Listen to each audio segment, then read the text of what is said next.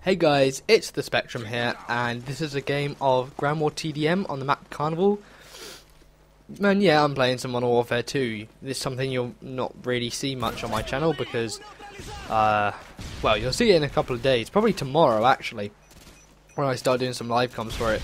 But Modern Warfare 2 is not a great game, has to be said. Explosives are dominant in the game, which is kind of not the point of a first-person shooter, and it kind of ruined the game. However, well, I do want to say I like the Scar H. This is a really, really good gun.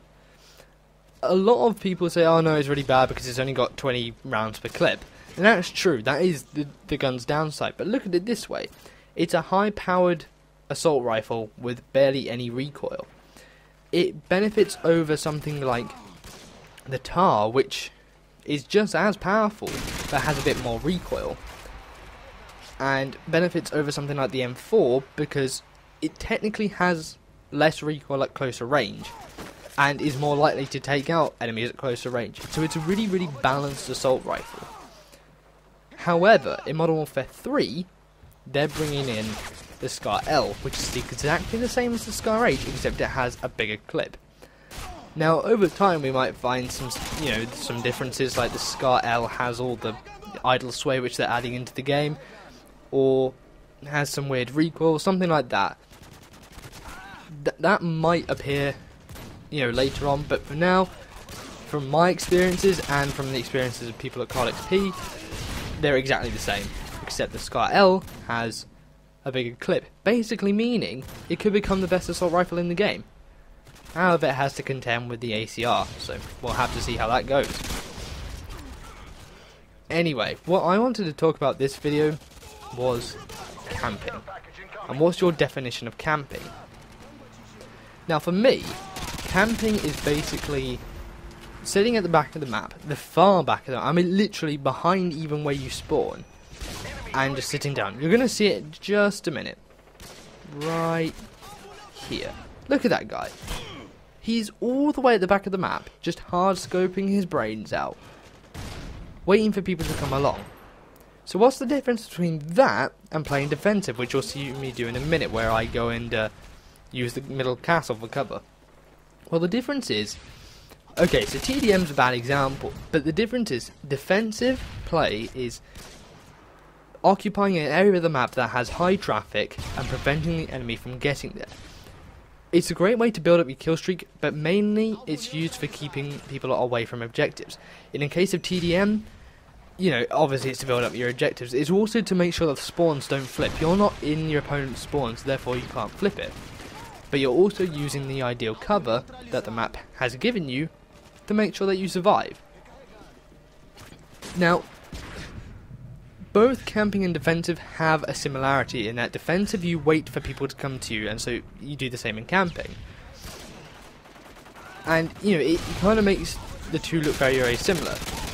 Guys who are, just playing defensive and playing smart often get called campers just because they're not moving around as much. And it's sort of this consensus that popped up a lot in Modern Warfare 2 with all the new kill streaks and stuff.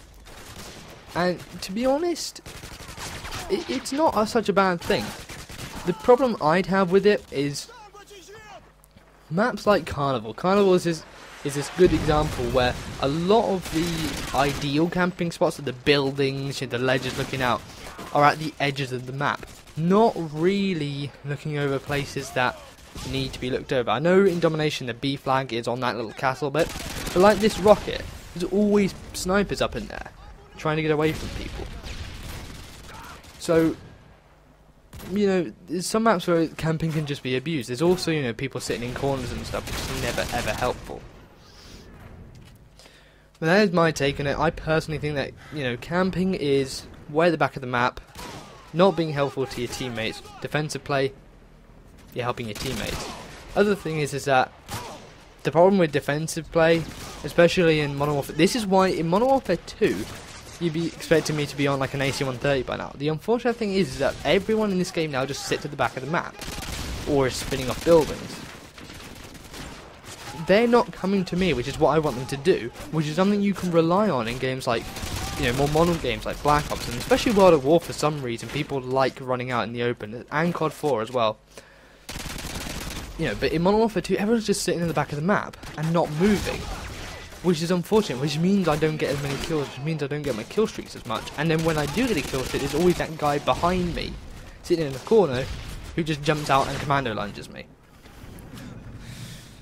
So that's that. Yeah. Hopefully Modern Warfare 3 doesn't have that problem. Speaking of Modern Warfare 3, I'm really looking forward to the Prestige shop, because it basically means that I'll be able to have the ACR. I think you unlock the Sky L pretty early, so that won't matter. Be able to have the ACR always at the beginning of my Prestige, along with Scavenger, meaning I will always have the choice between Sleight of Hand and Scavenger. So I was thinking I might go back to the way I played older Call of Duty. You see, in Black Ops, there was this dependency on Sleight of Hand, and I don't want to have to do that anymore. I want to be able to play with the slow reload. But, you know, you get fast ADS now, thanks to Quick Draw, which is awesome. So that's the end of the game, guys. Or just about. Yep, pick that guy off for the last kill cam. Hope you enjoyed it. If you did enjoy it, please like the video and subscribe if you want more. Bearing in mind, over the weekend I will be putting up a lot of content, so you'll have plenty to watch. And then when Modern Warfare 3 comes out, you will not be able to stop me making videos. So that's it, guys. Peace. But whatever. Yeah, so I